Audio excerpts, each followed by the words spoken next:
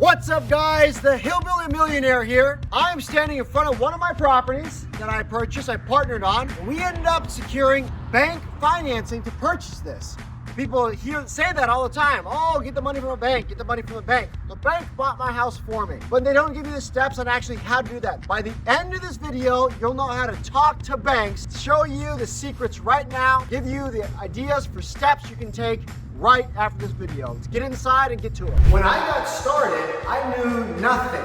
You probably know more about getting financing than I do right now. I had to knock on 16 banks' doors. Here are the secrets that I learned. It took persistence, and I was just too dumb to know that I should have stopped in advance. But thank goodness I didn't stop, because I found that magical bank that allowed me to get started. Once I was started, all the other banks immediately were like, oh, this guy's got a track record, huzzah. Here's how you can get a better deal next time on a cash out refi or a down payment or a purchase, forever home, or whatever you need financing for. We'll get to it now. The first thing that you're gonna do is you are not gonna go to a big mega bank like Chase, Bank of America, US Bank, or something like that. Your best chance and your best shot is gonna be the small local banks or credit unions. Usually, credit unions are more nimble, agile, and will work with you more. For us, I end up going with a bank. But to start off, go to Google, type in the banks in your area and start looking for all of them. And remember, every bank is different. They have different interest rates, they have different policies, they have different underwriting criteria, they have different underwriters, they have different layers of underwriters. The guy you're talking to usually isn't even the person that makes the decision in the end. So it's about learning their lingo. And let you in on the secrets. Banks want to lend you money. Why would banks want to lend you money? Banks want to lend you money because it's the only way a bank can make money is by lending money out. So if you can speak to them properly and communicate, it gives you a fantastic shot of being able to go and get financing that you need. All right, before we get into the tips and tricks, we're going to talk about the point system. Many of you have heard the term points before, and if you haven't heard of it, then I'm going to start here. If you have heard it, go ahead and skip ahead to the timestamp you see on the screen.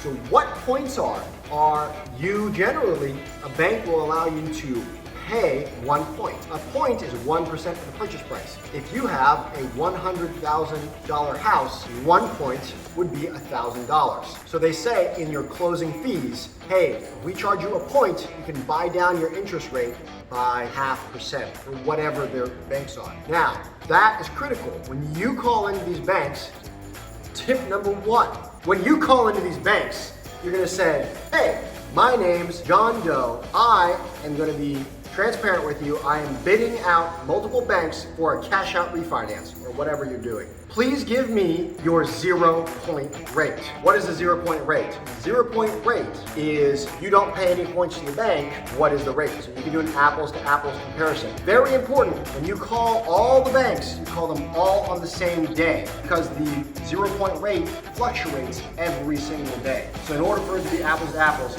you need to do it all on the same day. Tip number two. Wait, what was tip number two? Just kidding. Tip number two is talking about the points again. If you are doing a short-term flip or a BRRRR and you know you're going to refinance later, or maybe you're going to sell it, it might make sense to take a higher interest rate. But why would you take a higher interest rate? I'm glad you asked, voice randomly. The reason why you take a higher interest rate is because you can get cash at closing. Here's the way points normally work. I'm Mr. Bank. If you pay me X dollars, then I will give you a lower interest rate. Well, it's a two-way street. You can say, hey, Mr. Bank, I want to borrow X dollars. How about you give me a higher interest rate, give me money. And at closing, that's exactly what will happen. If you have a under a year flip, you can run the numbers. I'm not gonna get into that right now. You should run the numbers, and usually it's between 1 year to 3 years. It actually makes sense for you to secure financing. If you know you're gonna secure financing later, or a value add or something, you can go ahead and take a higher interest rate and get some money up front.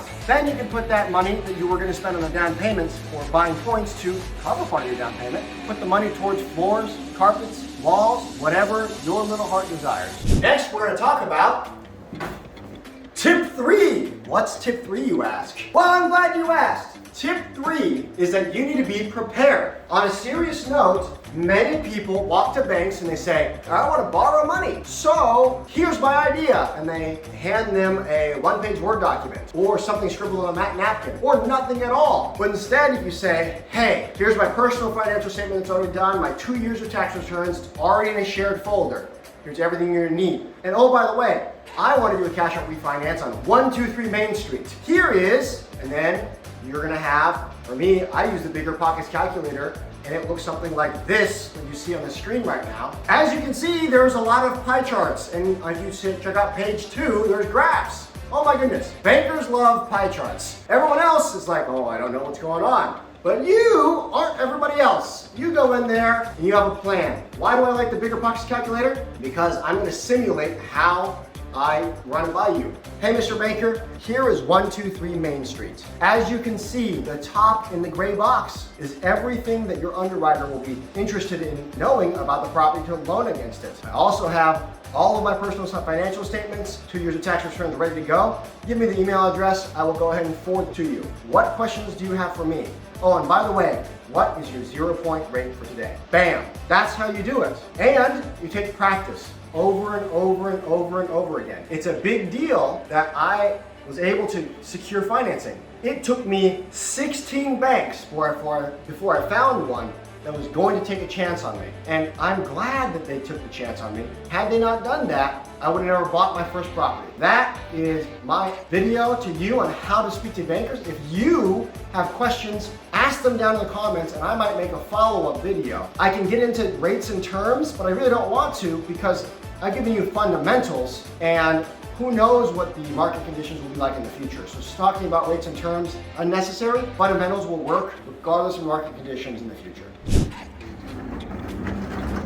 Oh, hey, bonus tip. Ah! All right, you need to remember that you are in the negotiator seat. Do not be afraid because you, as the borrower, are actually the customer of the bank. Banks only make money, remember, by lending money out. So you have a lot more leverage than you think you do. I was able to negotiate, hey, Bank A is giving me this deal. Can you match that, Mr. Bank B? Another thing was, when I went to go refinance for my very first time, I did not know what I was doing. I had never done a refinance negotiation, but it sounded like I did because I was educated. I learned about the Bigger Pockets podcast, and I was able to negotiate a loan product that does not exist by bank. Do not be afraid to say, hey, when the bank says, here's the terms and conditions, to go back and say, well, it doesn't quite fit what I was looking for. How about XYZ instead? Or can you tweak it like this? Very, very important. For me, my bank offered me a balloon payment.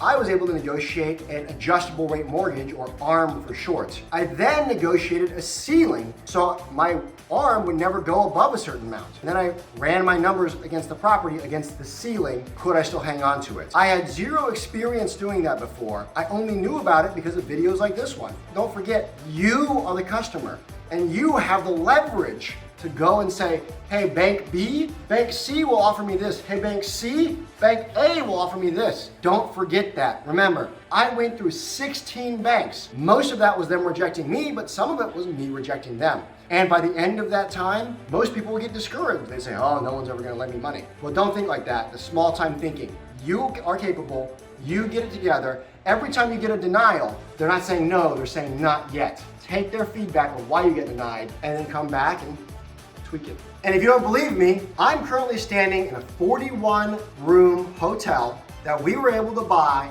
with the bank's money, and the down payment came from previous refinancing we had done. All right, guys, remember to like, subscribe, hang out if you want to check out more action around real estate, doing things efficiently, and getting out there, guys. Go out there, eliminate the struggle, and fix what bugs you.